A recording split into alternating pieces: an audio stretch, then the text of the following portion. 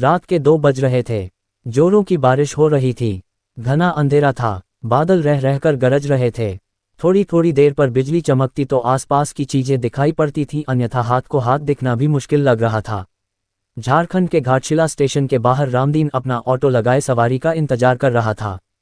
इस मौसम में सवारी मिलने की उम्मीद कम थी, फिर भी हो सकता था कुछ देर बाद आने वाली ट्रेन से कोई सवारी आ जाए। करीब 1 घंटे बाद ट्रेन आई।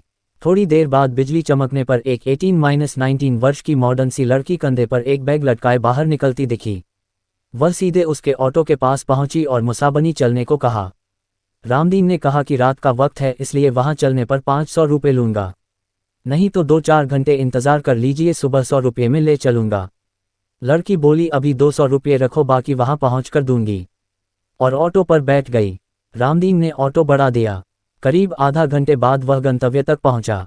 एक माकन के बाहर लड़की ने गाड़ी रुकवाई और घर से पैसे लेने की बात कहकर अंदर चली गई। काफी देर तक वह नहीं लौटी तो रामदीन अकेले बैठे बैठे परेशान हो गया। उसने घर का दरवाजा खटखटाया। काफी देर बाद एक बूढ़े ने आंखें मलते हुए दरवाजा खोला। उसने पूछा, कौन हो तुम और इतनी रात को किस लिए आए हो? रामदीन बोला, जो मैं साहब थोड़ी देर पहले आई है, उन्होंने मेरा पूरा भाड़ा नहीं दिया है। बूढ़े ने आश्चर्य से उसकी ओर देखा। बोला, यहाँ तो कोई मैं साहब नहीं रहती, मैं अकेला रहता हूँ। रामदीन की नज़र एक फोटो पर पड़ी।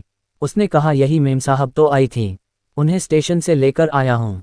बूढ़े ने उसे आश्चर्य से देखा, फिर बोला, इस लड़की को मरे 8 साल हो गए। देखो फोटो पर माला डाला हुआ है, ये मेरी पोती थी, ये कैसे आ सकती है? रामदीन के होश उड़ गए। वह चुपचाप अपने ऑटो के पास पहुंचा। उसने देखा कि सीट पर 100 के 3 नोट रखे थे। उसने नोट जेब में रखा और वहां से बेतहाशा भागा। उस दिन से उसने रात में ऑटो चलाना छोड़ दिया।